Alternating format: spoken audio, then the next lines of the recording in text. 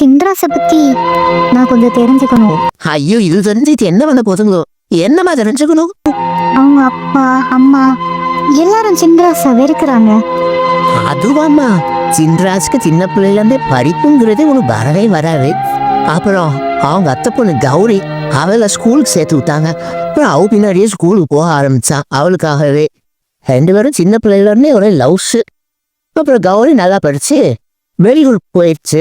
சின்ராஜ்க்கு கௌரி வர்றதுனால போற ஒரே குஷி. சரி, அதான் புள்ளிய பெரிய பிள்ளைகள் ஆயிட்டாங்களே அப்படி சொல்லிட்டு 2 பேரும் கல்யாணம் பேசி முடிச்சிருந்தாங்க. திருவிழப்பன்னு பார்த்தா கௌரி ஒரு நாள் ஆத்துல இருந்து குதிச்சு தற்கொலை பண்ணிக்க போயிடுச்சு.